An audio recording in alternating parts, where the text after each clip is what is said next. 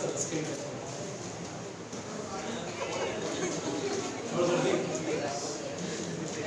खिला दिया खिला दिया अरे तुझे पूछ रहे हैं सही है। हाँ भाई चलिए ध्यान से सुनते बेटा, हम लोग यहाँ पर पढ़ने जा रहे हैं torque on the dipole in uniform field. बैठ जाइए आराम से। देखिए torque on the dipole in uniform field, तो देखिए ये फील्ड है बेटा यूनिफॉर्म फील्ड, जरा प्लीज सुनिएगा।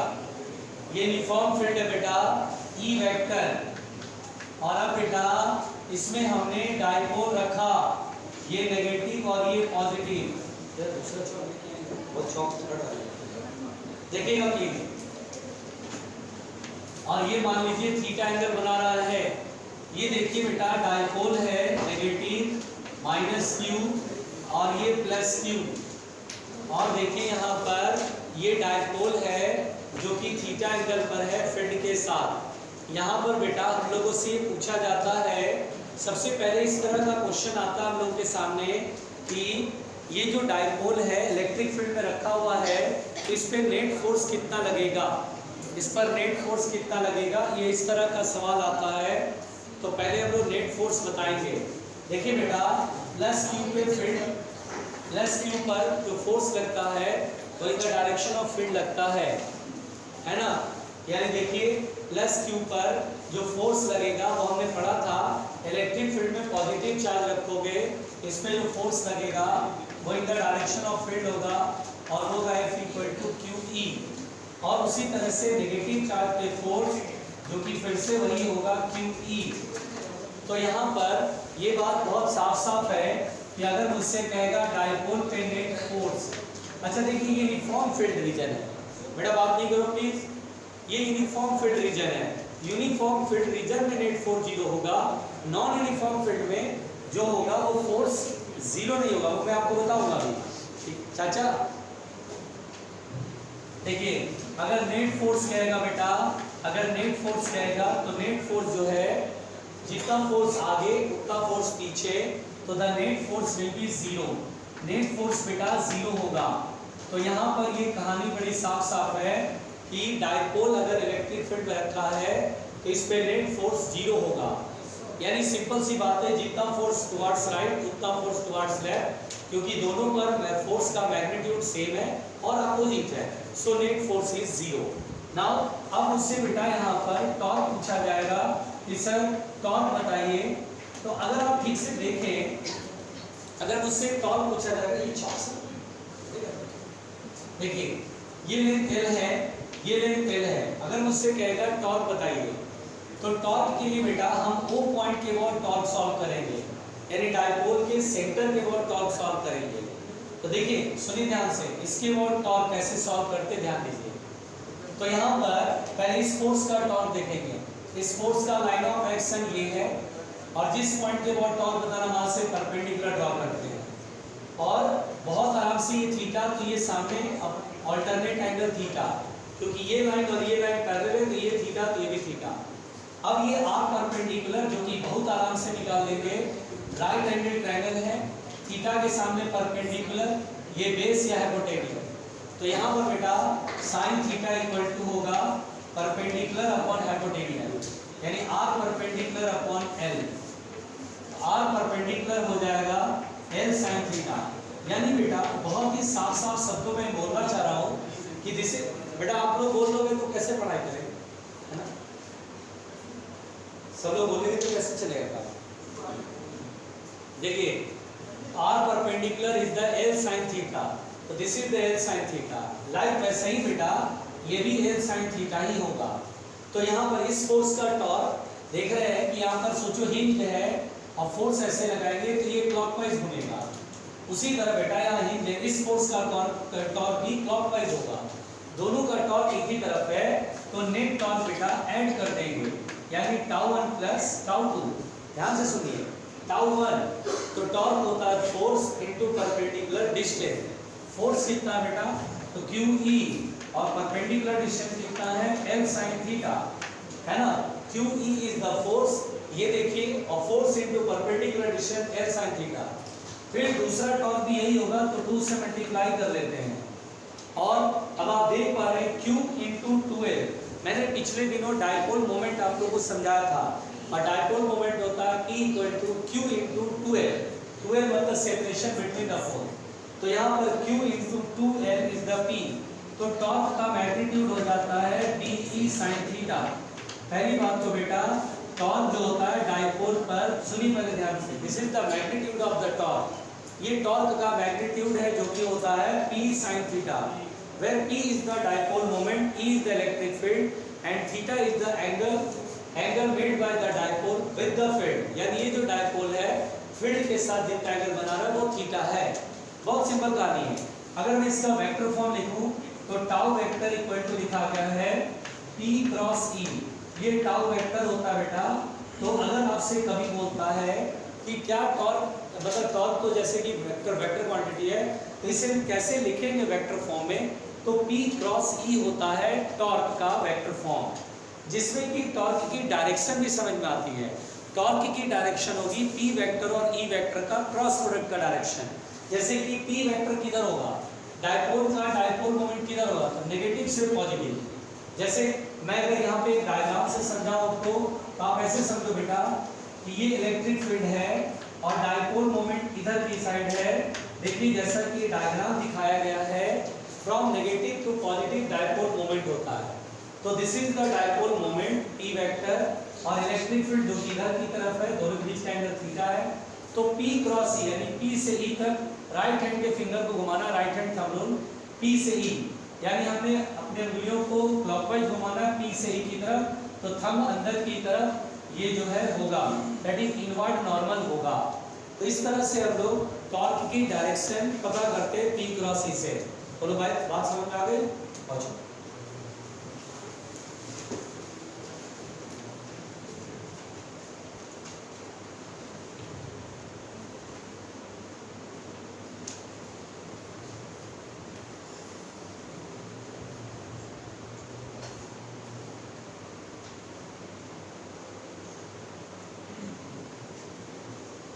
आराम से। क्या हुआ अंजलि, दादी, दोनों एक ही बॉडी पोस्चर में, ऐसे सब ठीक है ना? बहुत बुरा लग रहा है कल इसमें एग्जाम होने वाला है। नहीं, कल की केमिस्ट्री की बात तो कुछ भी पुरानी लगती है। ओह अच्छा, पेपर का सदमा है। इसके बाद अगले ही पल फिजिक्स के बारे में कुछ टिप्पणी होगी। फिजिक्स इजी है, तुम लोग ठीक हो ना बेटा? तुम लोग चूरन उधर तो नहीं खा रहे, बाबा जी का कोई, आराम से रहना।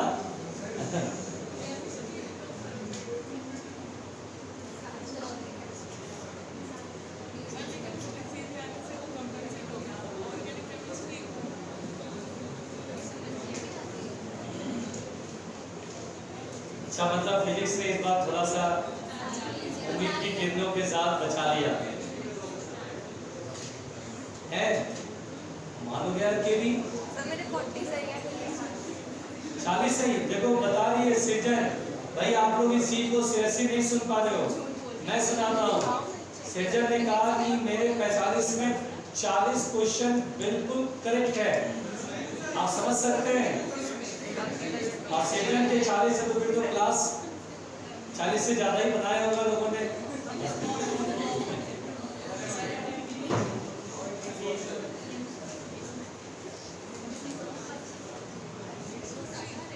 आराम से, सृजन ने 40 बना लिए हैं। नितेश तूने कितने सही किए? अरे सृजन बहुत खुश हो रही है। अमित जी तुम्हारा? अच्छा, टेस्ट नहीं दिया? अरुण नहीं आया क्या?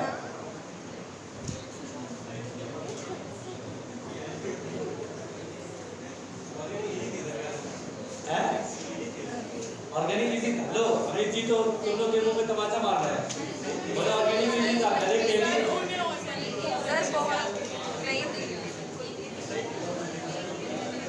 साथ मिटा दे। आराम से बच्चों, आराम से। वरना अमित जी पिट जाएंगे लोगों के बीच में। ये बोल रहे ऑर्गेनिक अच्छी थी, और यहाँ पे केवी जो है वो बोल रहा है कि अभी तलवार लाओ, मंगवाते हैं तलवार। हटा दे।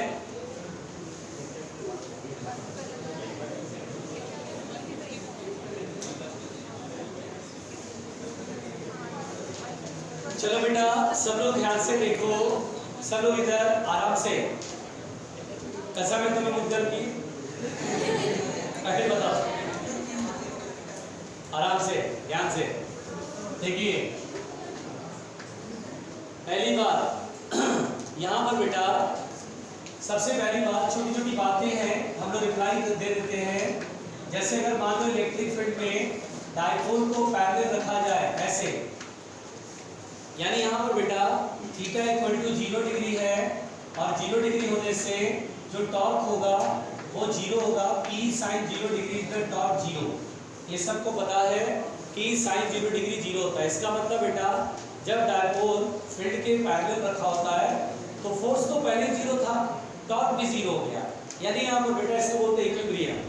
इक्विलिब्रियम का मतलब होता है फोर्स के साथ साथ टॉर्क भी 0 हो।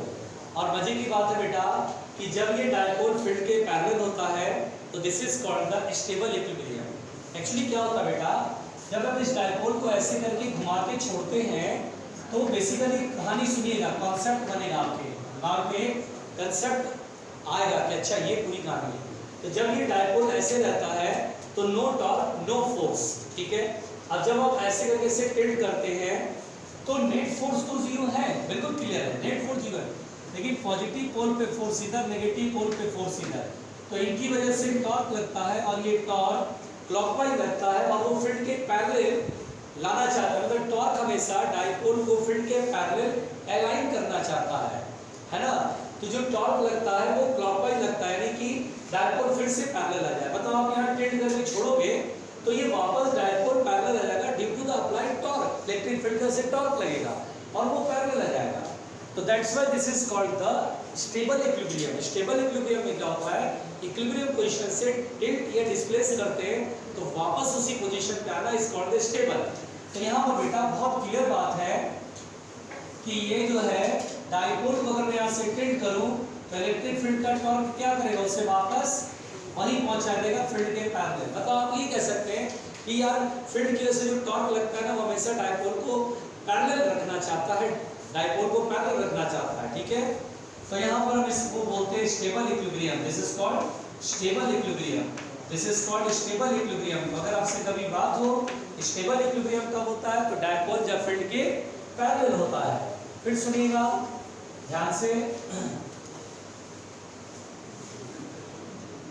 फिर देखिए बेटा अगर इलेक्ट्रिक फील्ड में डाइपोल को परपेंडिकुलर रख दिया जाए, ये इलेक्ट्रिक फील्ड है और डाइपोल को परपेंडिकुलर रख दिया जाए, देखिए 90 डिग्री के एंगल पर, तो यहाँ पर बेटा 90 डिग्री होने की वजह से टॉर्क हो जाएगा PE sin 90 डिग्री, और sin 90 डिग्री 1, यानी यहाँ पर बेटा टॉर्क विल बी मैक्सिमम। तो अगर आपसे कोई भी क्वेश्चन आ जाए कि फाइंड द मैक्सिमम टॉर्क, अगर मैक्सिमम टॉर्क कहेगा बेटा तो मैक्सिमम टॉर्क होता है PE, क्योंकि साइन की सबसे बड़ी वैल्यू 1 होती है, इसका मतलब the maximum torque will be PE। बोलो क्लियर। फिर सुनिए यहाँ पर इलेक्ट्रिक फील्ड में डाइपोल को एंटी पैरेलल रख दिया, मतलब अपोजिट। अच्छा बताइए डाइपोल मोमेंट किधर से किधर होता है, नेगेटिव टू पॉजिटिव, यानी डाइपोल मोमेंट इधर है और इलेक्ट्रिक फील्ड इधर है, एक दूसरे के अपोजिट है। यहाँ पर बेटा 180 डिग्री का एंगल होता है, so the torque will be PE sin 180 degree, और sin 180 degree is what, 0, so torque will be 0। अच्छा मजे की बात है यहाँ पे कि फोर्स भी 0, टॉर्क भी 0, दैट इज यहाँ पर इक्विलिब्रियम होगा। लेकिन कैसा इक्विलिब्रियम होगा, तो हम बोलेंगे अनस्टेबल इक्विलिब्रियम होगा, यानी कि गलती से भी अगर इस डाइपोल को हल्के एंगल से भी टिल्ट कर दोगे, बहुत थोड़े एंगल से भी टिल्ट कर दोगे तो डाइपोल घूम करके फील्ड के पैरेलल आ जाएगा, डाइपोल घूम करके फील्ड के पैरेलल आ जाएगा, यानी यहाँ पर वापस नहीं आ पाएगा। इसे हल्के से भी टिल्ट करके छोड़ोगे तो क्या होगा बेटा, ये ऐसे हल्का से टिल्ट करेंगे तो क्या होगा, जल्दी बताओ, ये घूम करके किससे कैसे आ जाएगा, फील्ड के पैरेलल। इसीलिए हम बोलते हैं यहाँ पर कि ये अनस्टेबल इक्विलिब्रियम है। एक ऐसा इक्विलिब्रियम है, अनस्टेबल इक्विलिब्रियम है। आराम से, प्यार से।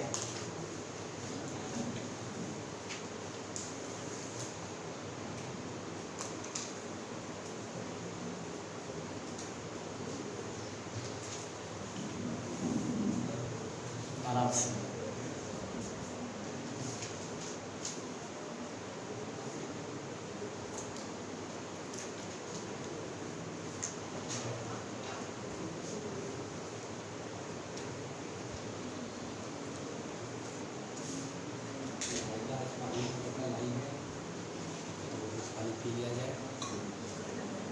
जल्दी प्लीज, आराम से। नॉर्मल वाटर है, कुछ नहीं।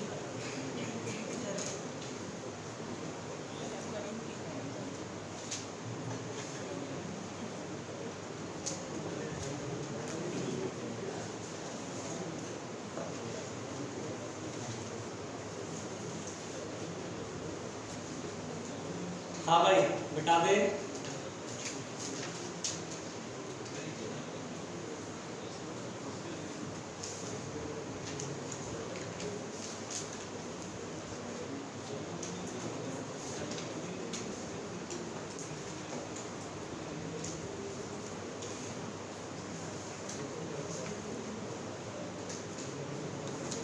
मिटा दो।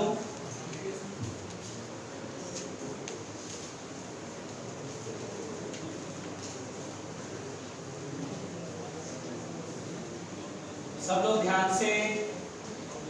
यहाँ पर बेटा अगर हमें इस तरह का क्वेश्चन मिल जाता है कि मान लो इलेक्ट्रिक फील्ड नॉन यूनिफॉर्म है, इलेक्ट्रिक फील्ड बेटा नॉन यूनिफॉर्म है, ध्यान देना।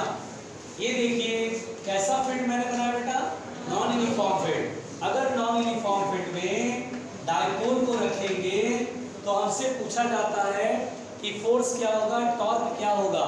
तो देखिए बेटा हम इसमें सही आंसर क्या मानेंगे, ये सुनिए। हम बोलेंगे कि नॉन यूनिफॉर्म फील्ड है सर, सबसे पहली बात तो बोलेंगे फोर्स जीरो नहीं होगा, क्योंकि पॉजिटिव पोल पर फील्ड की डायरेक्शन में, नेगेटिव पोल पे इधर। पहली बात तो बेटा यहाँ पे फील्ड अलग है तो फोर्स यहाँ पर अलग होगा। यहाँ पे फील्ड लाइंस दूर दूर है, फील्ड लाइंस अगर दूर दूर होता है तो फील्ड क्या होता है, वीक होता है, तो फोर्स भी कम होगा। दूसरा, एक दूसरे के अपोजिट भी नहीं है फोर्स। तो यहाँ पर बेटा हम जो सही ऑप्शन देखेंगे उसमें बोलेंगे force is non zero. Non zero का मतलब होता है बेटा कि फोर्स जीरो नहीं है, फोर्स जीरो नहीं होगा। लेकिन हम बोलेंगे सर यहाँ पे टॉर्क में भी जीरो। हम ये आंसर साथ में लिखा रहेगा बेटा कि फोर्स इज नॉन जीरो या force will not be zero but torque में भी जीरो। तो टॉर्क में भी जीरो यस हो सकता है। क्यों हो सकता है टॉर्क में भी जीरो? तो हम लोग बोलेंगे ऐसा इसलिए कि जब ये डायपोल फील्ड के पैरेलल आ जाता है बेटा, जब ये डायपोल फील्ड के पैरेलल आ जाता है तो जो फोर्सेस का लाइन ऑफ एक्शन होता है वो हिंज पॉइंट यानी ओ से पार करता है, मिड पॉइंट से पार करता है। हमने मान लिया हिंज है, टॉर्क के टाइम पर हम ये समझ लेते हैं कि हिंज है यहाँ पर। तो जो फोर्स लग रहा है बेटा वो इधर और ये फोर्स इधर, तो जो फोर्स का लाइन ऑफ एक्शन ओ से, तो इसका टॉर्क खत्म। इस फोर्स का लाइन ऑफ एक्शन भी ओ से पास हो रहा है, तो टॉर्क में पढ़े थे ना कि जब फोर्स का लाइन ऑफ एक्शन ओ से पास करे यानी जिसके बाद टॉर्क निकालना है तो टॉर्क में भी जीरो। तो फोर्स का लाइन ऑफ एक्शन यहाँ से तो बोलेंगे यस टॉर्क में भी जीरो है, टॉर्क जीरो हो सकता है लेकिन फोर्स जीरो नहीं हो सकता, टॉर्क जीरो हो सकता है। कब होगा भाई? तो बोलते हैं जब डायपोल फील्ड के पैरेलल या फिर एंटी पैरेलल हो तो टॉर्क विल बिकम जीरो। बोलो क्लियर? इसलिए हम लोग को ये ऑप्शन देखना है, फोर्स और टॉर्क एक साथ दिया जाएगा। बोलेगा फोर्स में भी जीरो तो गलत, बहुत गलत। फोर्स में भी जीरो गलत हो गया, फोर्स जीरो कभी नहीं होगा। और बोलेगा टॉर्क में भी जीरो तो यस टॉर्क जीरो हो सकता है। बोलो क्लियर? पांचों इधर बिठा रहा हूं।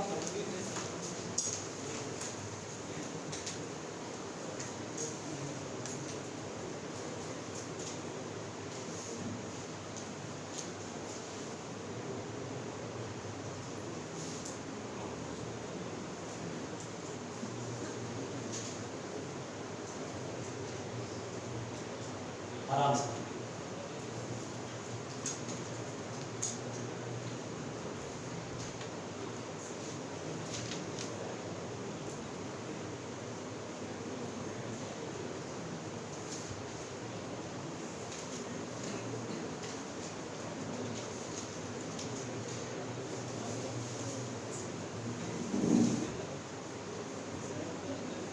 बेटा आ जाए।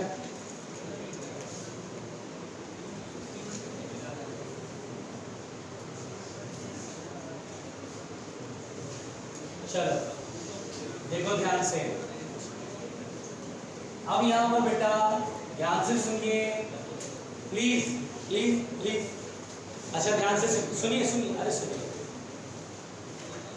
अब यहाँ पे टॉर्क की कहानी हम लोग पढ़ चुके हैं। नाउ अब हम लिखने जा रहे हैं, लिखिएगा बेटा, potential energy associated with dipole, associated with dipole in uniform field, in uniform field। आराम से बेटा, बात नहीं करना प्लीज।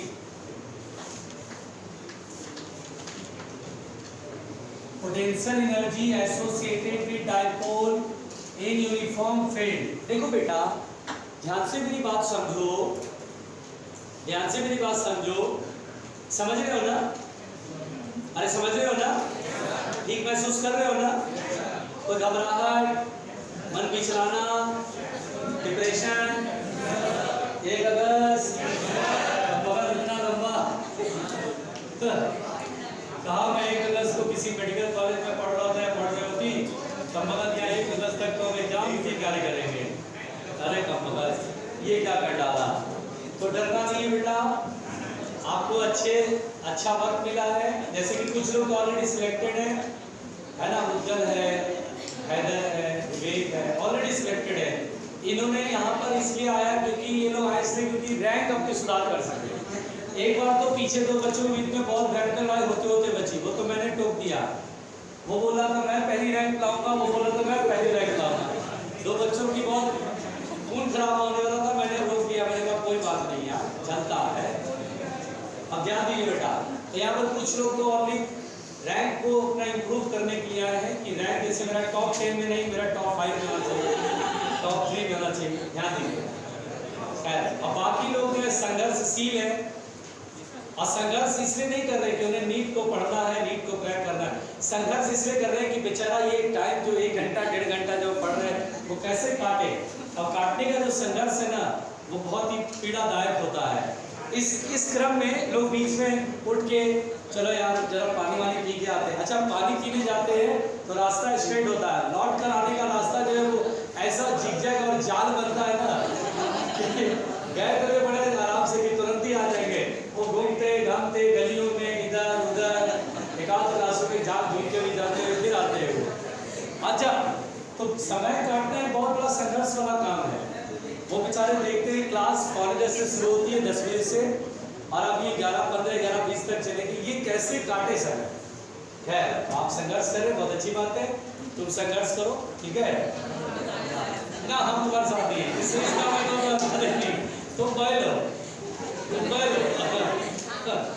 खैर potential energy associated with dipole in uniform field. देखिए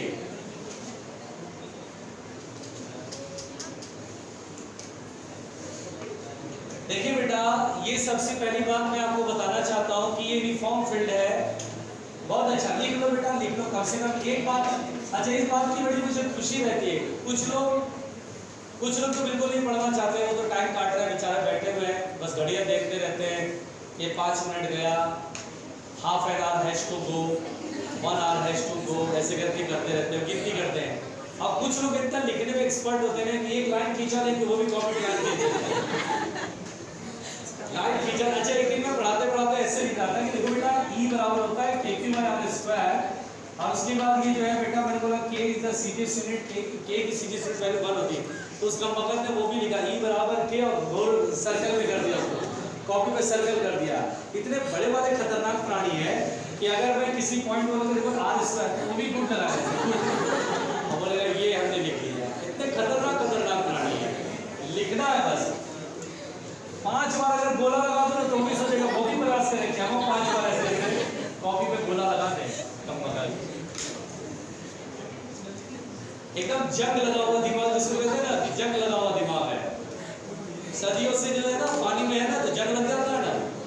खैर देखो भाई, चलो मुंडी पर देखिए मान लो ये डाइपोल ऐसे है, थीटा एंगल।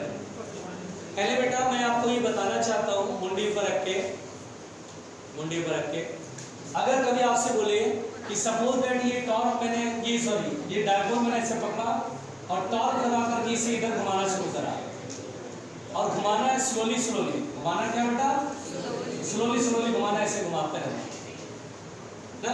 तो सुनिए, देखिए कैसे करते हैं। क्या होता है बेटा कि इलेक्ट्रिक फील्ड का टॉर्क इधर लग रहा होता है, इलेक्ट्रिक फील्ड का टॉर्क, इलेक्ट्रिक फील्ड से टॉर्क हमेशा डाइपोल को पैरेलल आना चाहता है। आप ऑब्वियस सी बात है इधर घुमाने, एक्सटर्नल टॉर्क इधर लगेगा, क्योंकि जैसे जैसे आप इधर घुमाएंगे एंगल बदलेगा, एंगल बदलेगा तो इलेक्ट्रिक फील्ड का टॉर्क बदलेगा, और चूंकि स्लोली घुमाना है there will be no angular velocity, तो external torque every time electric field के टॉर्क इक्वल, जैसे ये 10 न्यूटन मीटर लग रहा है, ये भी 10, आगे आपने बढ़ा 11 न्यूटन मीटर, तो ये भी 11 न्यूटन मीटर, एवरी टाइम धीरे धीरे स्लोली स्लोली का मतलब ये होता है कि the torque must be balanced. तो यहाँ पर बेटा आप देख पा रहे हैं कि इलेक्ट्रिक फील्ड का टॉर्क वेरिएबल है, तो एक्सटर्नल टॉर्क भी वेरिएबल है। तो अगर मुझसे कहा जाए कि यार 30 डिग्री पे था 60 डिग्री घुमाने का वर्क बताओ, एक्सटर्नल एंड से वर्क बताओ, तो मैं बोलूँगा यार एक्सटर्नल एंड से वर्क ना, वो जो टॉर्क लगा तो वेरिएबल था। मैंने आप लोगों को ये समझाया पहले कभी कि जब फोर्स कांस्टेंट होता है तो work done is equal to F vector dot S vector से क्वेश्चन डायरेक्ट बनाओ, लेकिन अगर फोर्स वेरिएबल है तो integration of F vector dot S vector से क्वेश्चन बनाओ, जिसमें फोर्स वेरिएबल है। वेरिएबल के केस में इंटीग्रेशन का सहारा लेते हैं मुंडी पर रख के। तो माना कि यहाँ से थीटा एंगल पर है, माना कि बहुत ही small angle D theta angle घुमाया, तो इस दौरान जो वर्क होगा, अच्छा बेटा फोर्स रहता है तो एफ और टॉर्क रहता है तो tau into theta, external torque into D theta. Small angle से घुमाया, जिधर टॉर्क लगा वही एंगल घूम गया, तो tau external into D theta. ठीक, एवरी टाइम एक्सटर्नल टॉर्क का जो वैल्यू है वो इलेक्ट्रिक फील्ड के टॉर्क के इक्वल है। इलेक्ट्रिक फील्ड का से टॉर्क होता है P sin theta into D theta, और अब हम इसे इंटीग्रेट करेंगे। मान लीजिए बेटा यार, मान लीजिए सपोज दैट, बिल्कुल आराम से सुनना, कि इलेक्ट्रिक फील्ड में डाइपोल पहले थीटा 1 एंगल पर था, मान लीजिए डाइपोल फील्ड के साथ थीटा 1 एंगल बना रहा था, जैसे कि 10 डिग्री 20 30 कोई भी, और अब मान लीजिए डाइपोल फील्ड के साथ थीटा 2 एंगल बना रहा है। तो पहले थीटा 1 एंगल पर था, अब थीटा 2 एंगल पर है। तो वर्क डन के लिए हम इसे इंटीग्रेट करेंगे, थीटा 1 से थीटा 2 तक घुमाया तो P sin theta d theta, और इंटीग्रेशन में लिमिट होगी theta 1 to theta 2। Theta 1 electric field के साथ इनिशियली जो एंगल बना रहा है, देखो वो गया संघर्ष, वो संघर्षशील है। अभी कुछ देर बाद फिर एक आदमी बोलेगा आता हूँ, तुम लिखो, उसके बाद वो चला जाएगा, पानी वानी पी के हाथ वाथ ऐसे पूरा धो के, चेहरा धो करके, बाल बाल ऐसे करके, और उसके बाद फिर वो उधर, अब डायरेक्ट आना चाहिए तो उधर वाली सीढ़ी से उतर जाएगा नीचे, फिर उधर चला जाएगा पीछे, झाँक झूक करके देखेगा बंदर बंदर तब ठीक है सब बढ़िया माहौल है, फिर उधर से आएगा, फिर वो ऊपर चला जाएगा कम बगल, हाँ कैंटीन में भी जाएगा, झाँकेगा, अच्छा खरीदा कुछ नहीं, पूछेगा है समोसे है, सीख रहा है, अच्छा ठीक, अभी आते हैं थोड़ी देर में, अभी 2-3 राउंड लगाना तभी तो 1 घंटा कटेगा। देखिए, हाँ भाई, जिसको जाना है जाओ, केवी नहीं जा रहा है। देखिए P बेटा इंटीग्रेशन से इधर आएगा, हाँ साइन थीटा का इंटीग्रेशन किसी को पता है? साइन थीटा थीटा का इंटीग्रेशन पक्का। और बेटा थीटा 1 से थीटा 2 है, तो lower limit minus upper limit minus लगाया ना, upper limit minus lower limit नहीं करके क्या लिमिट, तो वर्क डन बाय एक्सपेरिमेंट हो जाएगा P E ब्रैकेट में cos theta 1 minus cos theta 2। पहले तो ये वर्क डन का फॉर्मूला मैंने आपको बताया, इसको कृपया लिखिए।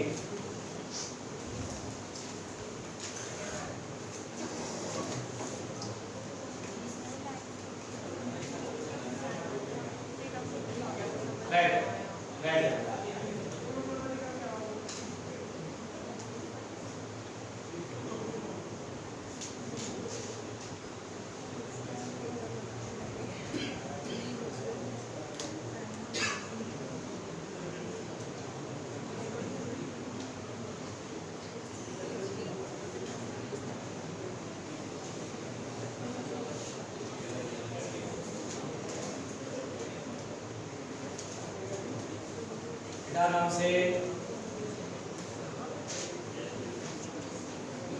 लिखो लिखो ना लिखो।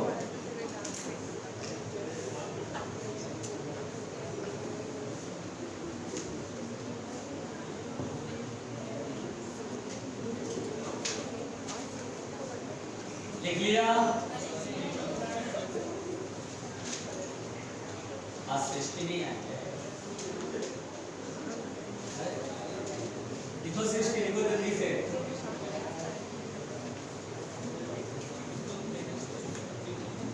आराम से।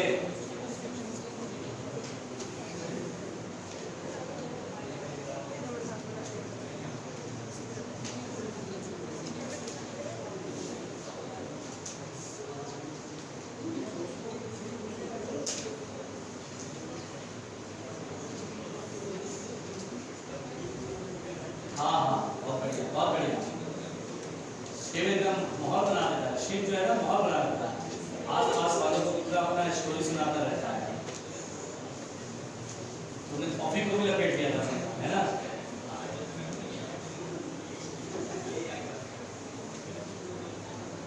हो गया बेटा?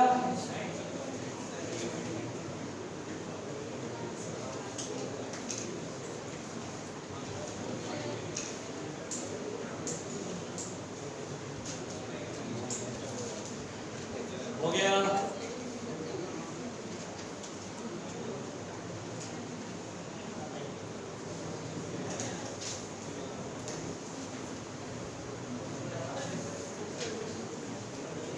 मिटा रहा हूं बेटा, शांति शांति। अरे आराम से शिव, शिवरात्रि में बीत गया बेटा, अब क्यों खुश रहता?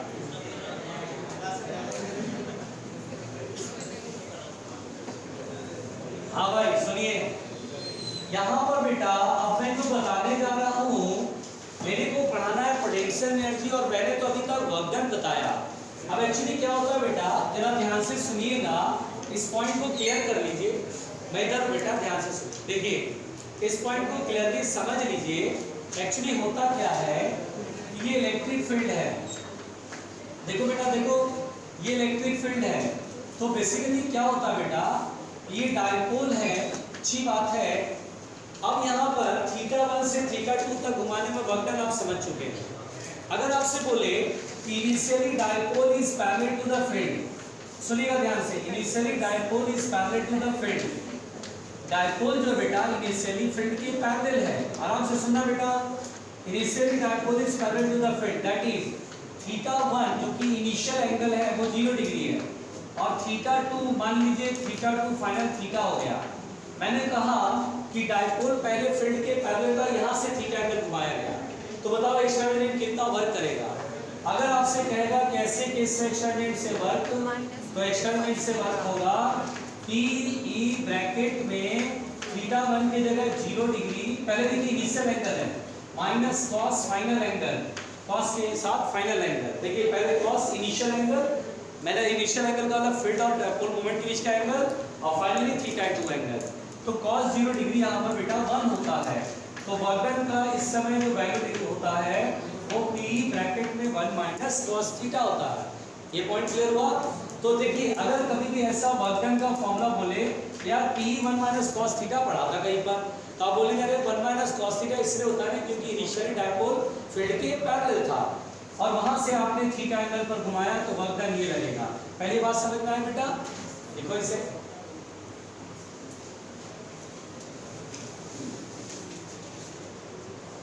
शाम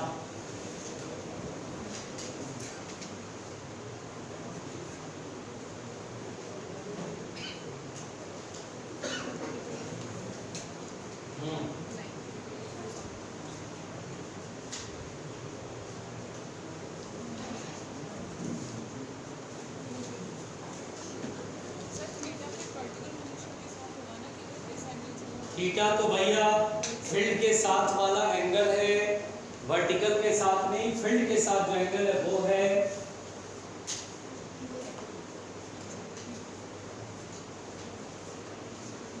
हो गया? आराम से बेटा,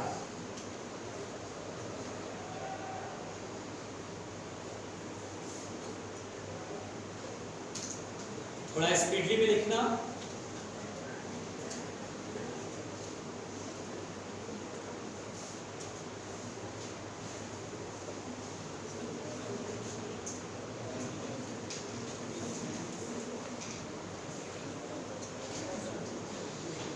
अब देखो ध्यान से सुनो, मिटा दो बेटा,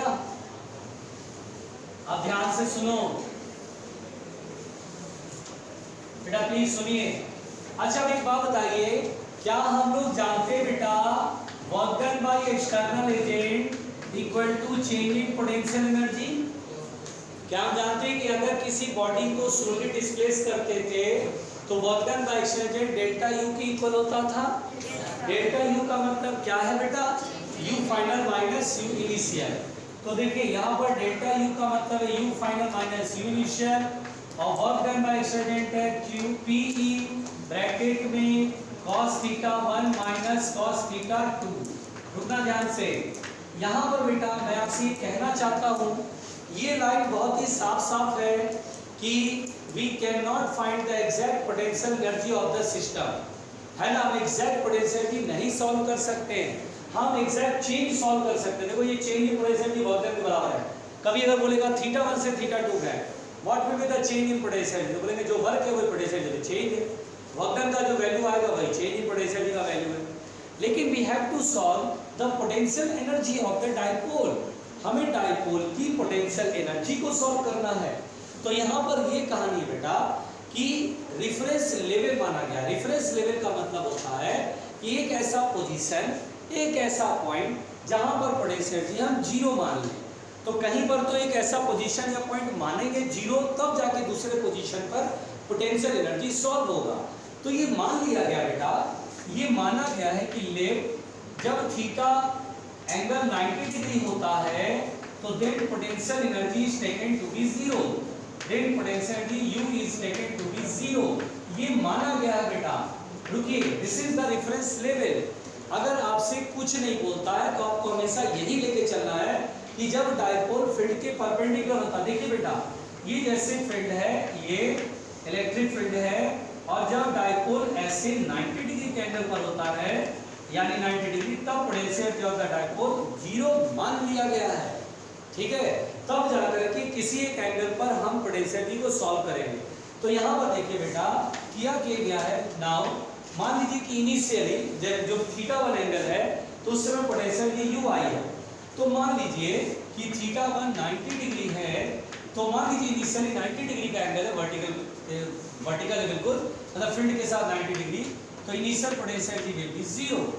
और मान लीजिए फाइनली थीटा एंगल आ गया, अब किसी एंगल थीटा पर पोटेंशियल एनर्जी को मैंने U मान लिया। अब ये सारी वैल्यूज इसमें पुट करते हैं, U फाइनल की वैल्यू U, चलिए भाई U इनिशियल की value 0, PE cos theta 1, theta 1 90 degree, cos theta 2, theta 2 की वैल्यू थीटा, cos 90 0, खत्म। U माइनस 0 भी 0, खत्म। तो U बराबर आएगा माइनस P cos थीटा या minus P vector dot E vector. रुक जाना बेटा, यानी बेटा अगर डाइपोल फील्ड में रखा हुआ है, पोटेंशियल एनर्जी का फार्मूला होता है माइनस P cos थीटा या minus P vector dot E vector.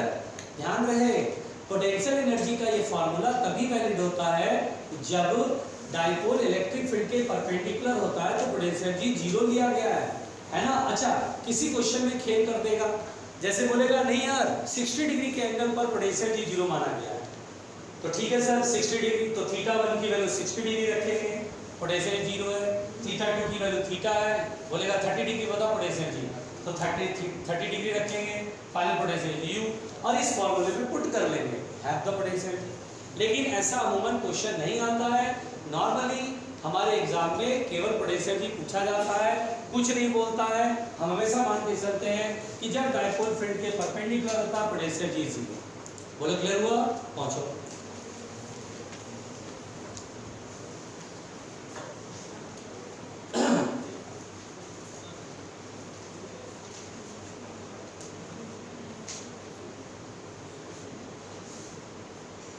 आराम से।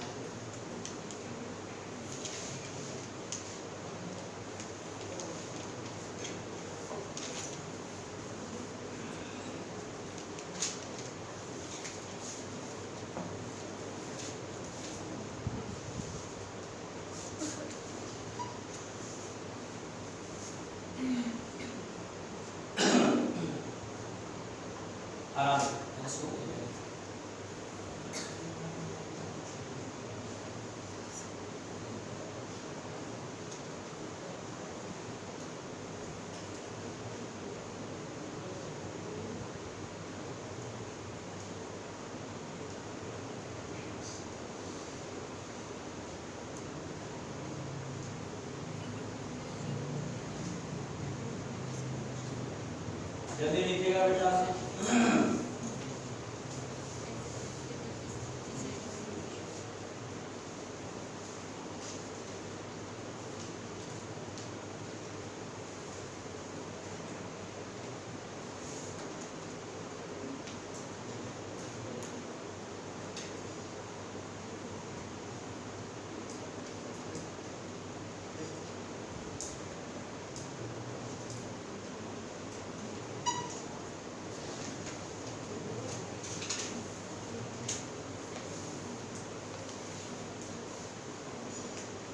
क्या है?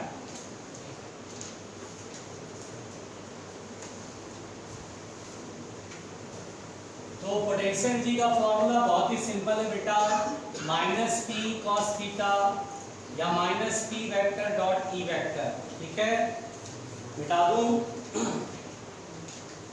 चलो आगे बढ़ते हैं, ध्यान देते हैं।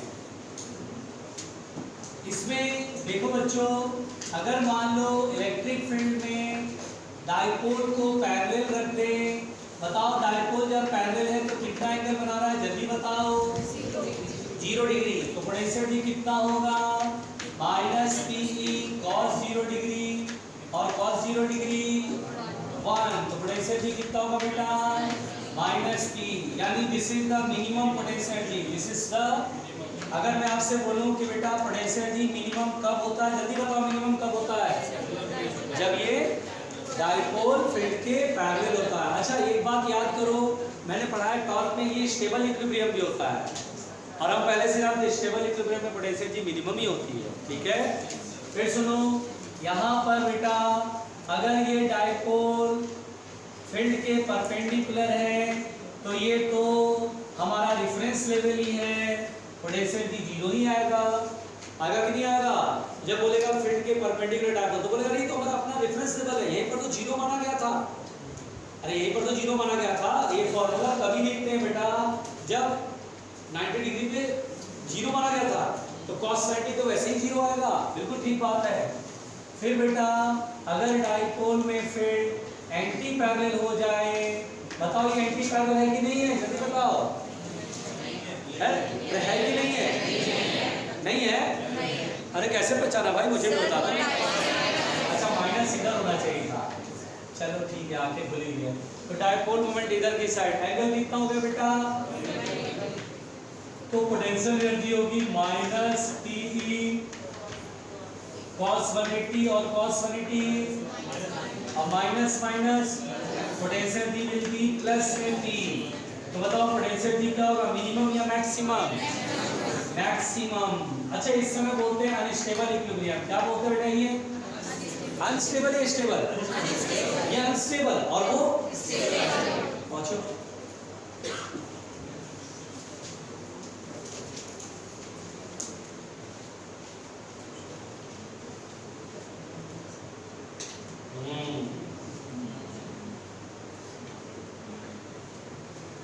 डाइपोल फिनिश होने वाला है, उसके बाद अभी पढ़ाऊंगा फ्लक्स वगैरह।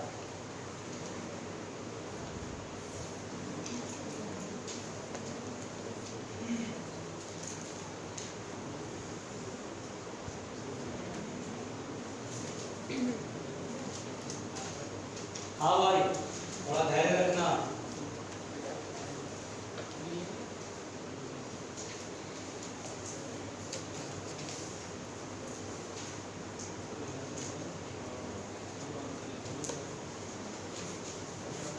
शांति शांति बच्चों, मिटा दे। लिखिए headline please.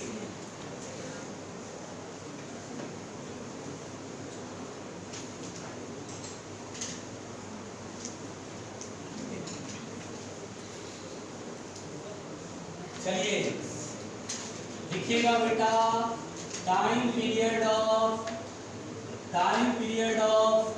oscillation of dipole, time period of oscillation of dipole, time period of oscillation of dipole in uniform field, in uniform field बेटा अब हम लोग टाइम पीरियड सॉल्व करेंगे। क्या सॉल्व करेंगे प्यारे हम लोग? टाइम पीरियड, ठीक है ना। चलो, time period of oscillation of dipole in uniform field. चलो ईमानदारी से सुनो, देखो देखो आराम से। ये इलेक्ट्रिक फील्ड है और अब बेटा जो मैं आपको समझा रहा वो सुनिएगा। जरा रेड पेन दीजिएगा, कितना है रेड का वेवलेंथ ज्यादा होता है। अच्छा चलो कोई भी दे दो, चलो आराम से। अंजलि अंजलि इतनी जोश में आ गई, उठा के फेंक दी सीधा पे। ले लो भाई।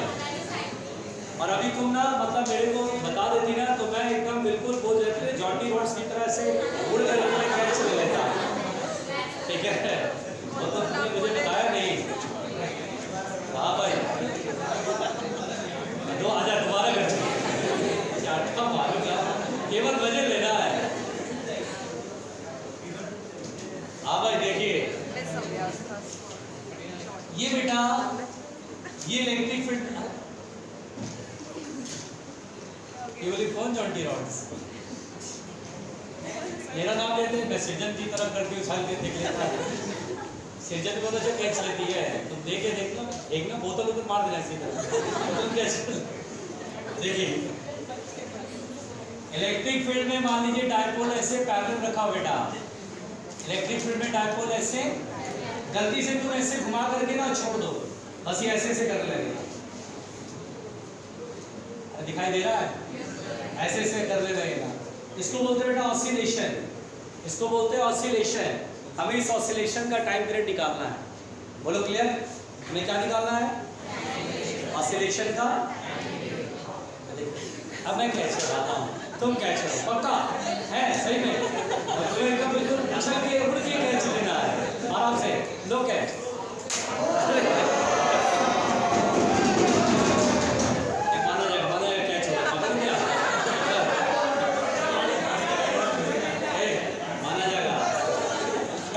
देखिए देखिए आराम से, आराम से देखिए। ए सुनो, देखिए देखिए इलेक्ट्रिक फील्ड है बेटा और ये डाइपोल है और ये डाइपोल में डाइपोल को हल्का सा टेढ़ करके छोड़ दिया, ये ऐसे ऑसिलेट कर रहा बेटा, ऑसिलेट कर रहा है, ऐसे ऑसिलेट कर रहा है। इसका टाइम पीरियड बताना है तो बोलेंगे सर बहुत ही सिंपल। अगर मान लो इसके इक्विलिब्रियम पोजीशन से तुमने थीटा एंगल टेढ़ करके छोड़ दिया, तो जैसे तुम यहाँ थीटा एंगल पे छोड़ने वाले हो इस पे टॉर्क लगेगा और टॉर्क इलेक्ट्रिक फील्ड कैसे होता है? P sin थीटा होता है। अरे बोलो। अच्छा बेटा एक बात बताओ, अगर इसमें टॉर्क लगे इधर की तरफ तो क्या इसमें एंगुलर एक्सेलरेशन होगा? याद है बराबर एम ए और टाउ और आई अल्फा। तो क्या टाउ और आई अल्फा लिख सकते हैं बराबर P sin थीटा। अब बेटा रुक जाना, अब बेटा रुक जाना। यहाँ पर बेटा थीटा क्या है? तो इलेक्ट्रिक फील्ड से जितना एंगल पर ये आपने टेंड करके छोड़ा है तो थीटा ये, अल्फा ये। मान लीजिए बेटा स्मॉल ऑसिलेशन हो रहा है। स्मॉल ऑसिलेशन का मतलब होता है थीटा इज वेरी स्मॉल, यानी बेटा स्मॉल ऑसिलेशन का मतलब बहुत ही थोड़े से एंगल से टेंड करके छोड़ देना है, बड़ा एंगल नहीं घुमाना है। बड़ा एंगल घुमाओगे तो ऐसे चेंज नहीं होगा, ऑसिलेशन तो होगा लेकिन ऐसे चेंज नहीं होगा, बहुत छोटे एंगल से टेंड करना है। तो छोटे एंगल से टेंड करते हैं तो आई अल्फा बराबर होगा P E और sin थीटा का मतलब थीटा। बोलो क्लियर? तो अल्फा बराबर होगा P E upon I into theta. बोलो क्लियर? अगर वेक्टर फॉर्म दें, पता है ना sin थीटा को थीटा लिखते हैं, यहाँ तक ठीक है ना। और बेटा दोनों की डायरेक्शन अपोजिट है, किसकी किसकी? थीटा की और अल्फा की। आई क्या है बेटा? आई क्या है? अल्फा क्या है? ई क्या है? ई क्या है? ड्यू टू द डाइपोल है। ये इलेक्ट्रिक फील्ड किसकी वजह से? अच्छा एक्सटर्नल फील्ड में रखा गया डाइपोल को। बहुत लोग बैल हैं बोलते हैं electric field due to the dipole, नहीं ये एक्सटर्नल फील्ड है जिसमें डाइपोल को रखा गया है। ये फील्ड रखा गया, ये फील्ड डाइपोल की वजह से नहीं है, ये तो किसी दूसरे चार्ज की वजह से है। और theta is the angular displacement. कौन? बात है एक ही बात है, एंगुलर डिस्प्लेसमेंट कह लो या एंगल कह लो, बात एक ही है। When you displace the dipole through small angle that is called angular displacement.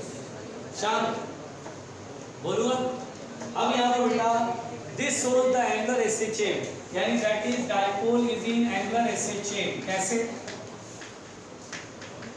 Dipole is in angular SHM, बोलो कैसे? अरे बोलो ना, क्योंकि बेटा SHM की कंडीशन होती है अल्फा बराबर minus omega square into theta. जब इस तरह का फॉर्मेट होता है तो इसको बोलते हैं एंगुलर SHM।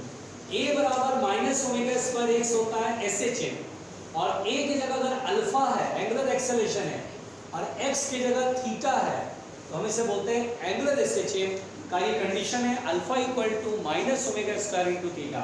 बिल्कुल वही है, देखिए अल्फा थीटा कांस्टेंट आगे माइनस। अगर मैं इसको कंपेयर करूं तो इट इज क्लियर दैट, देखना बेटा अगर मैं इसे कंपेयर करूं it is clear that omega square is equal to होगा PE अपॉन I।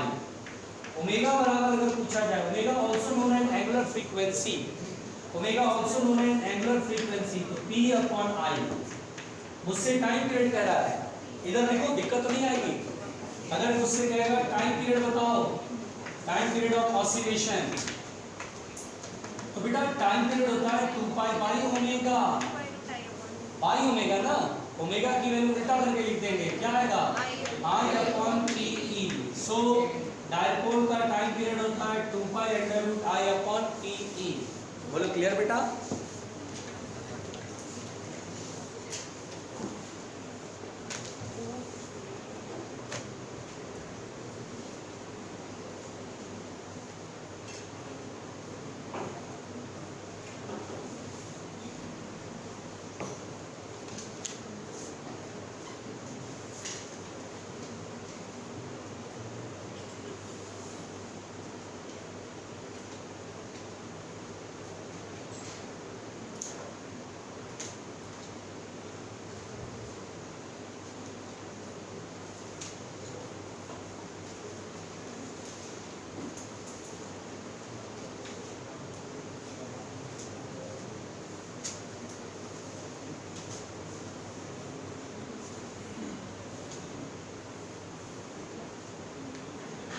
आराम से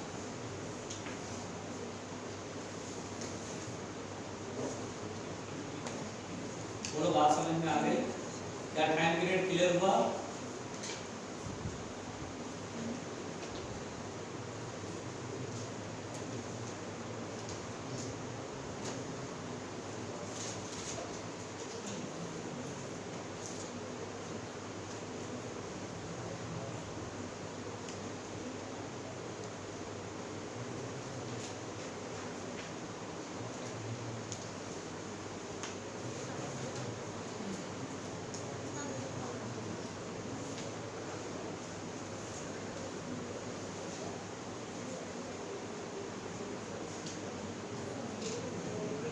हाँ भाई हो गया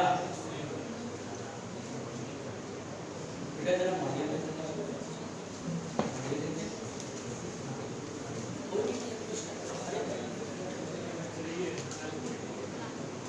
कोई नहीं। अच्छा टाइम पीरियड का है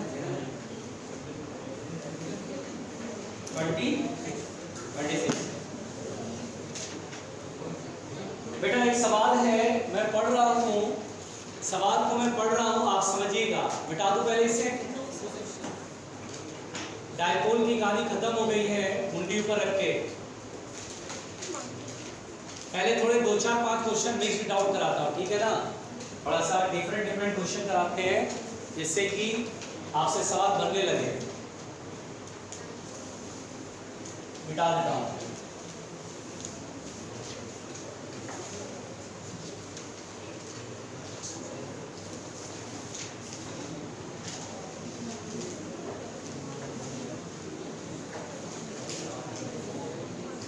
देखिए बेटा एक सवाल है, उसे समझिएगा ध्यान से, ध्यान से समझिए बेटा।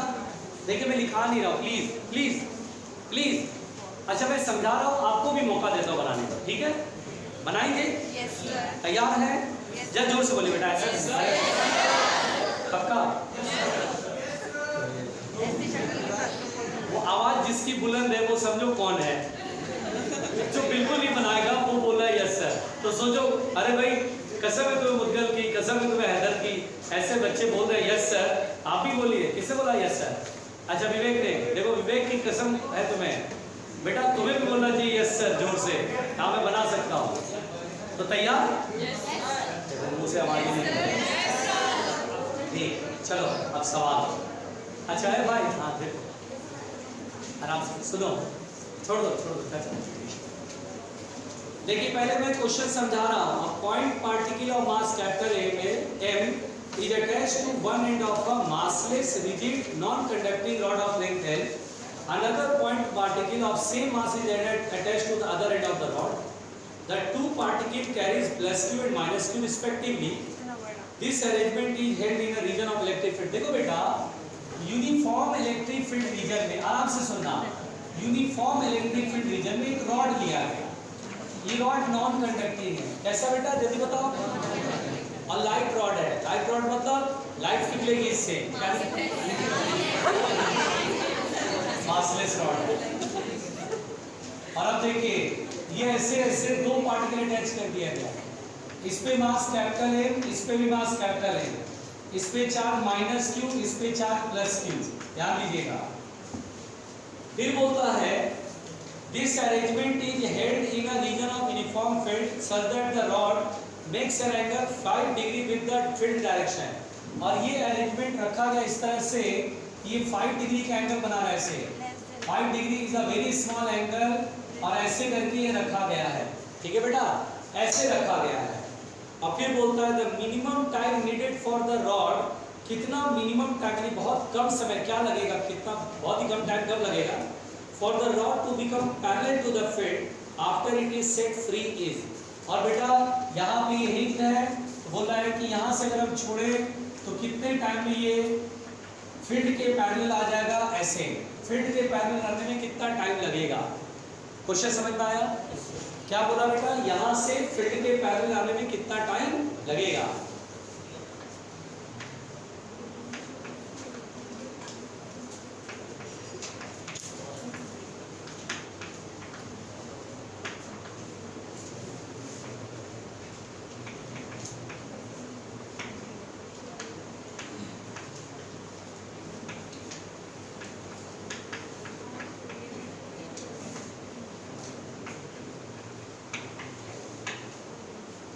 पहले मैं आपको मौका दे रहा हूँ, 1 मिनट का वक्त दिया मैंने, सब लोग बनाओ पहले जल्दी से।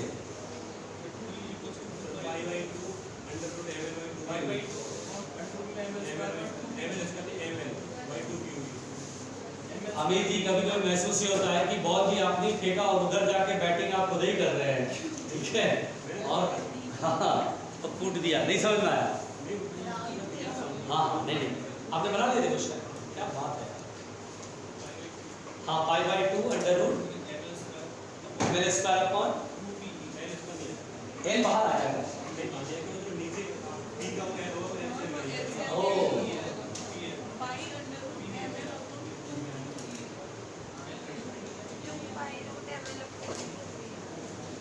आ गया सज्जन, क्या बात है, बहुत बढ़िया। 2π अंडर रूट 2π तो नहीं आएगा। चलो बच्चों ध्यान देना, दरअसल क्या है बेटा कि ये एक्सट्रीम पोजीशन कहलाता है। एक्सट्रीम से मीन तक आने में जो टाइम लगता है वो टाइम पीरियड का 1/4 लगता है। यानी आप टाइम पीरियड निकालो फिर 1/4 से मल्टीप्लाई करो, यानी यहाँ पर बेटा जो टाइम लगेगा वो 1/4 आपका टाइम पीरियड लगता है। पहले हम लोग टाइम पीरियड निकालते हैं। क्या टाइम पीरियड आपको फॉर्मूला याद है? 2π under root I upon PE। बोलो ये फॉर्मूला हमने पढ़ा हुआ है, 2 2 जा 4। तो देखिए π/2 अंडर रूट। अच्छा एक बात और सुनिए, I क्या है बेटा? Moment of inertia. Moment of inertia होता है mr स्क्वायर, जैसे पार्टिकल का mr स्क्वायर, रॉड का ml²/12 ऐसा कुछ था। पहले पार्टिकल का, रॉड का तो लाइट रॉड है, रॉड का तो मोमेंट ऑफ इनर्शिया देखेंगे नहीं, दो पार्टिकल है दोनों का मोमेंट ऑफ इनर्शिया दिखना है। और ये सेंटर है तो ml² नहीं होगा क्योंकि r की तरह l है, mr² होता है कि नहीं होता है? अरे बोलो सर्कल में होता है ऐसे mr²। तो ml² और 2 से मल्टीप्लाई करेंगे और अब डाइपोल मोमेंट क्या होता है, charge into separation between the two pole. पहले डाइपोल पे चार्ज कितना है, तो माइनस क्यू प्लस क्यू, तो कितना हुआ, 0। कितना होगा, क्यू। अब बताओ दोनों पोल के बीच का डिस्टेंस, अरे भाई 52L। अरे आपने एल लिखवाया था सर, आपने खाली एल लिखा था। तो अभी आप तो सॉरी L स्क्वायर बाई 4 हो जाएगा यहाँ, क्योंकि आधा L बाई 2 का स्क्वायर करेंगे तो L स्क्वायर बाई 4 है ना, याद मत दे देना, यही हूँ बस, इनटू E, L से कैंसिल। बोलो क्लियर बेटा। थोड़ा और सॉल्व करें, पाई बाई 2, पता है L स्क्वायर बाई 4 क्यों आया, mr स्क्वायर, r मतलब L बाई 2 का स्क्वायर, और ये 2 मतलब दो पार्टिकल इसलिए 2 से मल्टीप्लाई किया, ये 2 2 जा 4, ऊपर आएगा ml, नीचे आएगा 2qe। चल तो मगर हाँ भाई आओ देखते हैं।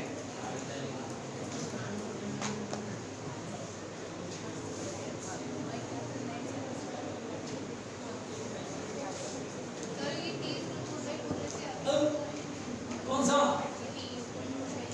ये बेटा, ये ना SHM में हम लोग पढ़ेंगे, जिसमें होता है ना कि SHM में मीन और एक्सट्रीम, तो एक्सट्रीम से मीन तक आने का time 1/4 of the time period होता है, ये पढ़ेंगे लक्ष्मी।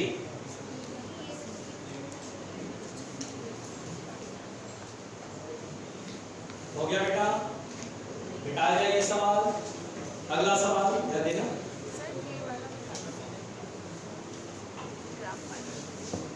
ये वाला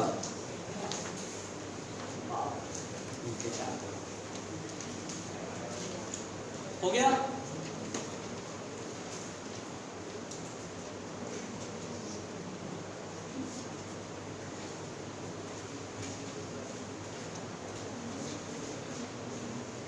आपने वो नहीं बताया सर, दो लीनियर चार्जेस पैरेलल है तो क्या फोर्स एक्टिंग और यूनिट लेंथ पूरी है। बिल्कुल बात है, बिल्कुल सही बात है, बिल्कुल होगा, होगा बताया जाएगा, रुक जाओ मिटा दो बेटा। चलो देखो ध्यान से, अगला सवाल, अगला सवाल लिखे लक्ष्मी जी, चलो ध्यान दो, अगले सवाल पे ध्यान दो बच्चों। अच्छा बच्चों क्वेश्चन सुनो, अरे सुनो क्वेश्चन सुनो। क्वेश्चन बोलता है, पहले तो क्वेश्चन में एक डायग्राम है, वो मैं डायग्राम बना रहा हूं बच्चों, ये एक्स एक्सिस है और यहाँ पे ये इलेक्ट्रिक फील्ड ऐसे लिखा है, ये पॉइंट ए लिखा है और ये पॉइंट बी लिखा है, और इसके बीच में फील्ड ऐसे दिया है। देखो बेटा पहले समझो ना प्लीज, क्वेश्चन बोलता है दो लाइक चार्जेस, यानी बेटा दो point like charges A and B whose magnitudes are same, नहीं गलत बात है, पॉइंट लाइक चार्ज मतलब दोनों पॉइंट चार्जेज है, लाइक नहीं समझो, these two are point charges, A और B दो चार्जेज है point charge, A and B whose magnitudes are same, हाँ इन दोनों में चार्ज की मैग्नीट्यूड सेम है, और बोलता है graph is drawn between electric field and distance x, के बीच में ये ग्राफ ऐसे प्लॉट किया गया है, E is taken positive if it is along the line joining from A to B। अगर मान लो दो चार्ज के बीच में फील्ड इधर आता है, A से B की तरफ इधर आता है, तो उसे इधर की तरफ पॉजिटिव की तरफ खींचा गया है, अगर इधर आता है तो नीचे खींच लेते हैं, ठीक है। तो आपसे कह रहा है बेटा कि बताइए इसमें कौन सा ऑप्शन करेक्ट है, A is positive, B is negative, A and B both are positive, A and B both are negative, A is negative, B मतलब कौन सा चार्ज पॉजिटिव नेचर का है, कौन सा चार्ज नेगेटिव नेचर का है, क्या दोनों सेम नेचर के, ये मुझे बताना है। तो पहली बात ध्यान दीजिए बेटा, सबसे पहली बात तो बेटा अगर मैं आपसे कहूँ ये प्लस क्यू और ये प्लस क्यू, आराम से सीखना, मैं कुछ सिखाऊंगा, मैं कुछ सिखाऊंगा, सुनना। अब क्या होता है बेटा, मिड पॉइंट पे फील्ड जीरो होता है, अब यहाँ आ जाओ, इस पॉइंट पे आ जाओ, देखो यहाँ पे फील्ड जीरो होता है, इसकी वजह से जितना फील्ड इधर, इससे उतना ही फील्ड इधर। अगर मैं इस पॉइंट पे आ जाऊँ, ये पॉइंट इस प्लस की ज्यादा करीब है, इसकी वजह से फील्ड बहुत ज्यादा बड़ा हो जाएगा, r बहुत छोटा होने से E जो होता है kq/r² के फॉर्मूले से r बिल्कुल जीरो के पास पहुंच जाएगा, तो फील्ड इनफाइनाइट हो जाएगा। तो यहाँ पर जो होता है बिल्कुल करीब आने में फील्ड बहुत बड़ा होता है, अवे फ्रॉम द चार्ज होता है। इसलिए बेटा यहाँ पर मैं ग्राफ इस तरह से प्लॉट करूंगा कि जो फील्ड इधर उससे मैं ऊपर लिखूंगा और जो फील्ड इधर उससे मैं नीचे लिखूंगा, नीचे प्लॉट करूंगा। यहाँ पर बेटा ऐसे प्लॉट करूंगा, ये ऐसे चलेगा, ऐसे 0 हुआ। और यहाँ पर देखूंगा तो ये पॉइंट बिल्कुल इसके करीब आ गया है, इधर की तरफ फील्ड बहुत ज़्यादा बड़ा होगा, इसकी वजह से फील्ड होगा, लेकिन इसकी वजह से कई गुना ज़्यादा बड़ा होगा, फील्ड नेट इधर आएगा। तो ऐसे करके ऐसे, क्योंकि इधर वाले को नीचे की तरफ खींचना है, इधर की तरफ राइट की तरफ रहेगा, ऊपर की साइड, इधर की साइड, नीचे की साइड, तो ऐसे करके ये फील्ड प्लॉट करना। और अगर मैं इधर आ जाऊँ, यहाँ पे ये पॉइंट इधर था, अब इधर आ जाऊँ, इस चार्ज के लेफ्ट में आ जाऊँ, इसकी वजह से फील्ड इधर की तरफ बहुत बड़ा होगा। तो यहाँ पर जब इधर आए तो नेगेटिव साइड में नीचे की तरफ खींचना, तो ऐसे मतलब बिल्कुल 0 है तो इनफाइनाइट, यानी नीचे से फिर ऐसे करके ऐसे बिल्कुल यहाँ आ जाऊँ, इस पॉइंट पे आ जाऊँ, तो प्लस की वजह से फील्ड इधर की तरफ बहुत बड़ा होगा, इधर जो है वो ऊपर खींचेंगे, तो ऐसे करके फिर डिक्रीज होते होते ऐसे करके ऐसे। ये पैरेलल का मतलब हुआ इंफिनिटी पर जाके 0, इसका मतलब हुआ कि यहाँ फील्ड बहुत बड़ा, स्ट्रॉन्गली लार्ज, यहाँ से घटते घटते 0। तो देखिए जब दो सेम नेचर के चार्ज होते तो इस तरह का फील्ड का डायग्राम बनता है। यहाँ फील्ड इस तरह का, उससे मैच नहीं हो रहा है। अच्छा एक काम करते हैं, एक प्लस ले लेते हैं और एक माइनस ले लेते हैं, दोनों का मैग्नीट्यूड सेम है। अब खींचते हैं, बिल्कुल आराम से सुनना बेटा। पहले तो मिड पॉइंट में कहीं भी फील्ड 0 नहीं होगा, अरे यार 0 कहीं नहीं होगा, क्यों? क्योंकि इसकी वजह से अवे और इसकी वजह से टुवार्ड्स, तो बीच में किसी भी पॉइंट पर फील्ड 0 नहीं होने वाला। चलो भाई ठीक। अब यहाँ पर बेटा बहुत ध्यान से सुनना, बिल्कुल इस पॉइंट के नजदीक आ गए, इसकी वजह से फील्ड इधर की तरफ, चूंकि डिस्टेंस 0 हो रहा है तो फील्ड इनफाइनाइट होगा, बहुत बड़ा इधर की तरफ, तो हम ऐसे करके खींचेंगे, ठीक 0 नहीं हो रहा है इसलिए ऐसे करके मिनिमम तक जाएगा। अब यहाँ पर बेटा यहाँ आ जाओ, यहाँ पर देखो इस पॉइंट पर माइनस की वजह से फील्ड किधर होता है, जल्दी बताना, अवे फ्रॉम या टुवार्ड्स, माइनस की वजह से फील्ड इधर की तरफ, फिर इधर की तरफ, इधर वाला फील्ड ऊपर खींचा जा रहा है, अब बहुत पास है तो इनफाइनाइट, यानी ऐसे करके ऐसे। तो इसका मतलब ए और बी के बीच में अगर फील्ड ऐसे है, और मैंने को बिल्कुल अच्छे समझ में आ गया था, बोला था ए से बी की तरफ जब फील्ड इधर है तो इसको इधर खींचा जा रहा है, इसका मतलब ए के बहुत करीब है और ये पॉजिटिव होना चाहिए, कभी फील्ड इधर बहुत इधर होगा, तभी इनफाइनाइट, और बी को नेगेटिव चार्ज देना पड़ेगा तभी फील्ड इधर जाएगा। ये ध्यान दे रहे हैं। इस तरह से ये समझ में आया कि A should be positive nature का और B should be of negative nature, ये इस तरह का कहानी बनी। अरे सीखने को मिला कुछ, अरे सीखने को मिला कुछ, मिटा दो दोबारा, ये अच्छा है, दोबारा अपना टेप रिकॉर्डर शुरू कर दो भाई ना। अच्छा चलो इससे किसी से एक्सप्लेन करवाते हैं कि लोगों ने क्या क्या सीखा, है ना। जैसे ऐसे पूछते हैं किसी से, जैसे पहले गार्गी एक्सप्लेन करेगी। गार्गी मुझे ये बताओ, यहाँ पर ये फील्ड की जो ग्राफ बना रहे ऊपर की तरफ क्यों बना रहे हैं? Gargi please explain it. तुम नहीं बता पाओगी? अंजलि तुम बताओगी क्या? क्या बोलोगी? प्रिंसी तुम बताओ, तुम्हें समझ नहीं आया? ये देखो प्रिंसी के पीछे कौन सो रही है, कौन सो रही? अरे अरे बोलो, सुप्रभात दीदी, सुप्रभात। ओह जाग गई, जाग गई। बेटा कैसा महसूस कर रही हो? जागो जागो। मम्मी ने क्या खिला के भेजा है? आलू के पराठे। अब वो बोली नहीं, नाम क्या है उसका? तनिषा, निविशा, अच्छा निविशा, निविशा कुलश्रेष्ठ, निविशा कुलश्रेष्ठ तो ऑनलाइन वाले क्लासेस वाले हैं ना तुम लोग? हाँ भाई निविशा, निविशा कुलश्रेष्ठ। अब मुझे बताओ बेटा, तुमने क्या खाया पिया? मम्मी ने पराठे खिलाए पेट भर के। हॉस्टल में रहती है यहाँ? घर है तुम्हारा यहाँ? घर है? अरे घर है, ऑब्वियस सी बात है। सुबह सुबह आ रही होगी मम्मी, बिल्कुल सुबह से उठ करके अपने बच्चों के लिए नाश्ता बनाते हैं ना, नाश्ता दो पराठे और पैक कर दीजिए। पराठे पैक करके दीजिए मम्मी। दिया नहीं दिया? जल्दी बताओ।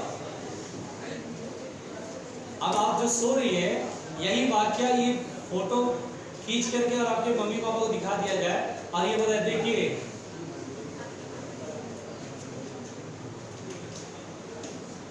मम्मी कल से ना जागना छोड़ देगी, अरे पढ़ती ही नहीं है तो क्या करे जाग करके। हाँ भाई चलो, अभिषेक एक्सप्लेन करेगा। अभिषेक होनहार लड़का है, अभिषेक होनहार लड़का है। अभिषेक बेटा स्टैंड अप हो जाओ। नहीं होगा स्टैंड अप, नहीं आता है, ओके। आपने क्यों नहीं बोला बेटा जब आपको नहीं आता है? नहीं मैं तो एक्सप्लेन कर रहा हूँ, तो अच्छा हुआ बोलो कि बोलो। वो नहीं बोलते, आज वो एब्सेंट रहते तो हो गया तुम्हारा खेल। तो तुम जो पढ़ाओ तुम जानो तो लिख लेते हो। केवी तुम्हें आया? आ गया? खड़े हो जाओ, एक्सप्लेन नहीं करूंगा। आ गया पता नहीं क्या, लेकिन आ गया बस। और कभी अगर क्वेश्चन आ जाएगा तो ये बोलेगा पढ़ाया तो था लेकिन बस अभी आ नहीं रहा। हाँ कौन बताएगा? प्रियांशी। अमित जी तो एक्सप्लेन कर ही देंगे। हाँ प्रियांशी बताओ। थोड़ा सा 1 मिनट यहाँ पर आ, अरे साइड में आ जाओ पागल, यहाँ बोलो। Not in the range, range में मत आना, यहाँ आ जाओ कुर्सी के पास। और थोड़ा नहीं सारे से उठा, सर ये ऐसे ऐसे ऐसे होगा। हाँ देखो दीदी एक्सप्लेन करेगी। डिस्टेंस बहुत पास हो गया, माइक भी दे दूँ। प्रियांशी दीदी सबको पढ़ाती हुई।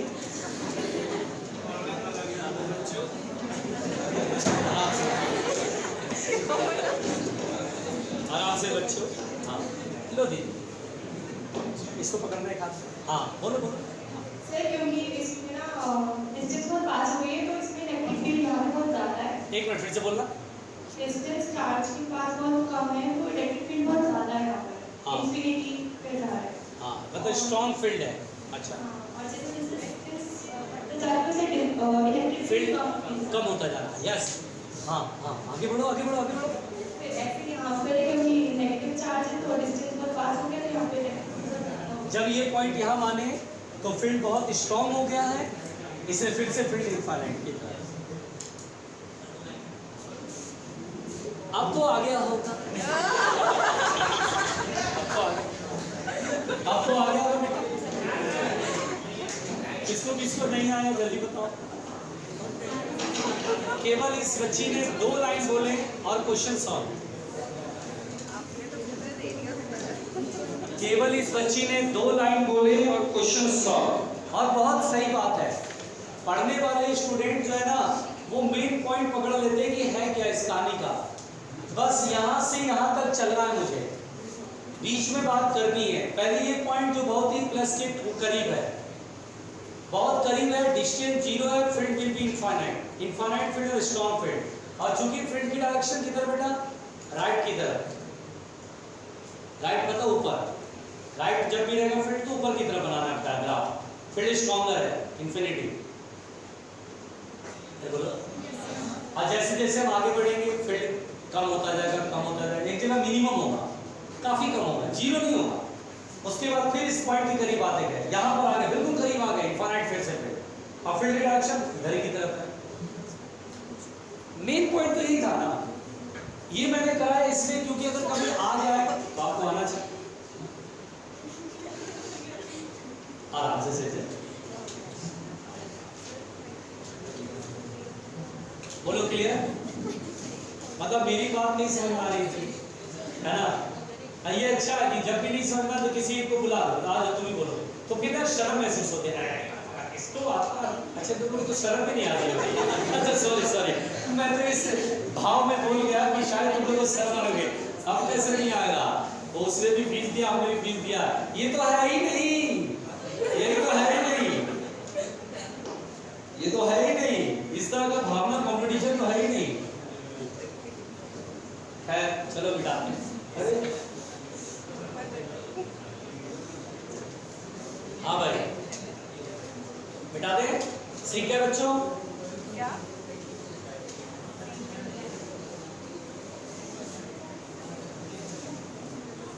सर तो नेगेटिव होगा तो बस इसमें ऊपर वाले का उल्टा हो जाएगा। अच्छा हो गया? बताइए क्या? 1 मिनट। सोनी दीदी के प्रश्न है, बोलो दीदी, बोलो बेटा। जब तो नेगेटिव अगर नेगेटिव नेगेटिव चार्ज होंगे तो सर कैसा ग्राफ बनेगा? मैं बोलूंगा ये माइनस क्यू और ये माइनस क्यू। अब देखो कैसा ग्राफ बनाऊंगा। मैं पहले इस पॉइंट के बहुत करीब हूँ तो फील्ड इधर की तरफ है ना, तो इधर से चलेगा, बीच में जीरो हो जाएगा ना। अरे बैल बुद्धि चुनी हो जाएगा। ऐसे करके यूं, फिर यूं से यूं, क्योंकि यहाँ पे फिर इधर की तरफ। अरे बोलो क्लियर? चलिए लिखते हैं बेटा, लिखते हैं। प्लीज हो, बातें नहीं करो और लिखो।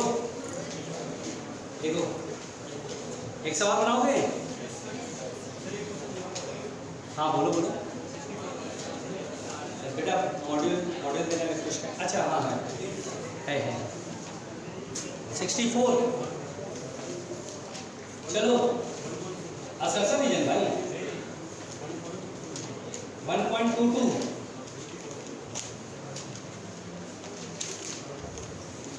चलो सवाल बना बेटा, लिखो तो जरा।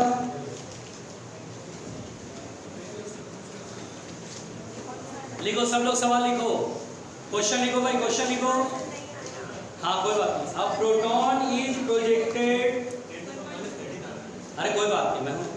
अब proton is projected with velocity, अब proton is projected with velocity 7.45।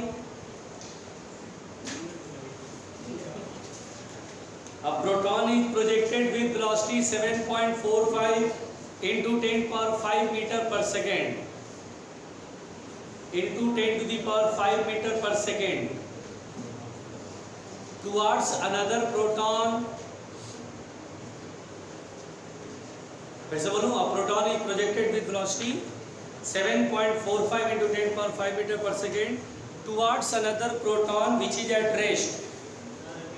हाँ बिल्कुल। अरे सर आपकी सेवा में है, चिंता क्यों कर रहे हैं? अब proton is projected with velocity, कैसे नहीं आ रही है बात? आ तो रही है यार। अच्छा तो ठीक। अब प्रोटॉन इज प्रोजेक्टेड, अब आ रही है दोस्त? अरे कोई बात नहीं, अरे बस सुन ले। अब proton is projected with velocity 7.45 into 10 to the power 5 meter per second towards another proton which is at rest. Towards another proton which is at rest. Find the minimum approach.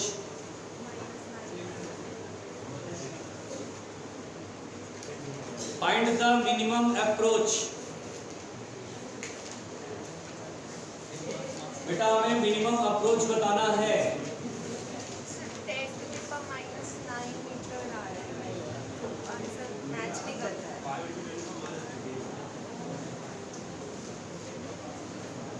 चलिए मैं बताता हूँ बेटा ये सवाल कैसे बनेगा, मैं बताता हूँ। अच्छा रुके, वेरी गुड वेरी गुड।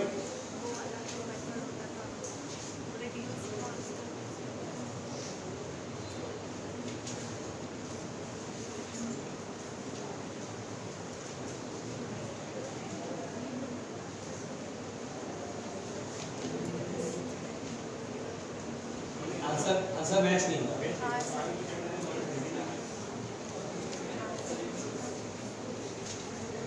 और लोग बना रहे हैं।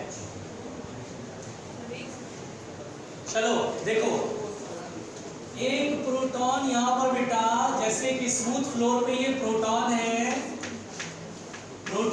ये रेस्ट में बेटा, और यहाँ पर सुनिएगा ध्यान से, और इंफिनिटी से दूसरा प्रोटॉन इसकी तरफ प्रोजेक्ट किया गया, इंफिनिटी से। अब सुनिएगा ध्यान से, अभी वेलोसिटी भी मान लेते हैं। अब जैसे जैसे करीब आएगा बेटा, रिपल्शन होगा दोनों में। रिपल्शन जैसे फोर्स इस पे लगेगा इधर, और फोर्स इस पे, इस फोर्स से जैसे एक्सेलरेट करेगा, और इस फोर्स की वजह से क्या होगा, रिटार्ड करेगा। At the time of minimum separation दोनों की वेलोसिटी कॉमन होगी। ये वेलोसिटी आगे बढ़ते बढ़ते, ये वेलोसिटी डिक्रीज करते करते एक टाइम पर दोनों की वेलोसिटी कॉमन होगी। इसका मास mp, इसका भी मास mp, ये वेलोसिटी v। जिस समय वेलोसिटी कॉमन होती है बेटा उस समय सेपरेशन विल बी मिनिमम। अब हम मोमेंटम कंजर्व करके पहले v का रिलेशन निकालेंगे। ये रुका हुआ है रेस्ट में, ये चल रहा है m into v, और ये अब final momentum mv mv 2mv, तो v बराबर v/2। और अब मैं यहां से यहां तक एनर्जी कंजर्व करूंगा। Mechanical energy initial equal to mechanical energy final. Initially दो चार्ज के बीच में इनफाइनाइट सेपरेशन है, पोटेंशियल एनर्जी जीरो और काइनेटिक एनर्जी, ये तो रेस्ट में जीरो, इसकी काइनेटिक एनर्जी हाफ mv²।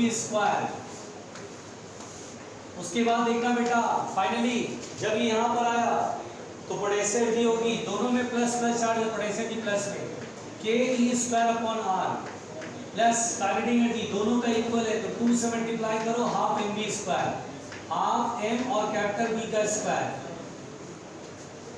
यहाँ पर 2 से 2 cancel out, half m p small p square, और बेटा ये चीज इधर माइनस में आएगा m p और कैपिटल v का value from the first equation v/2, तो v²/4 बराबर ke²/r। 1/2 में से 1/4 जाएगा तो 1/4 बचेगा। अब हम वैल्यू रख सकते हैं, लेकिन अभी भी नहीं, रुक जाओ। v² ke²/r, अब मुझे r निकालना है, तो r बराबर होगा ke², 4 ऊपर चला जाएगा, mp into v²। k की वैल्यू 9 into 10⁹,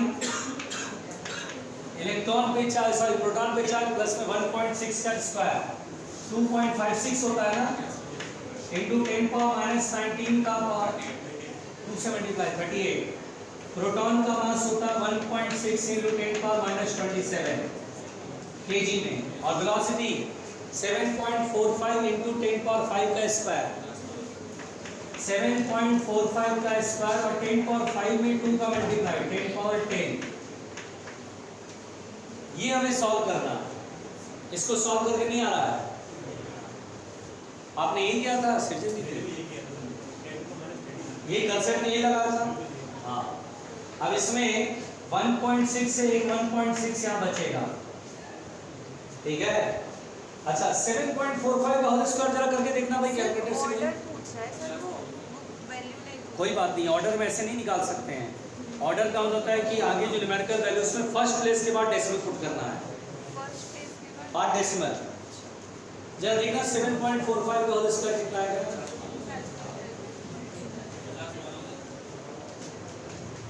नहीं वो बताएगा, बता रहे हैं पूरा ही सॉल्व कर रही है, करके बता रहा है। 55.5, ये 55.5 आ रहा है। अब एक मिनट, जो मैं कहूँगा वो सॉल्व करना। इसको मैं मिटा दूँ बेटा, ये आएगा। हाँ नोट कर लो, पहले यहाँ तक नोट कर लो बेटा आराम से प्लीज। गार्गी बना लेती, बस ये है कि उसकी शक्तियाँ थोड़ी सी अभी रुक गई है ना गार्गी, तो बना सकती थी ना। क्या सर बोल रही है, जाग जाओ।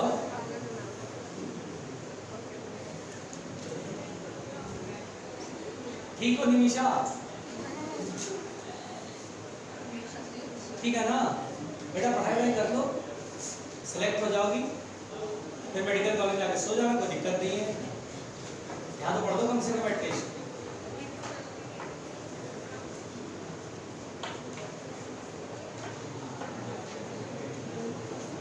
शांति शांति।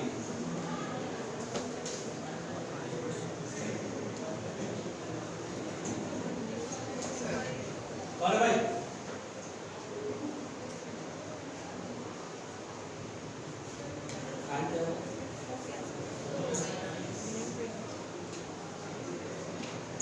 इसको सॉल्व कर लेते हैं बेटा, तो 9 4 जा 36, 9 4 जा 36 इंटू 1.6 और अपॉन में प्यारे उल्लू 7.45 का 55.5, यही आ रहा है ना।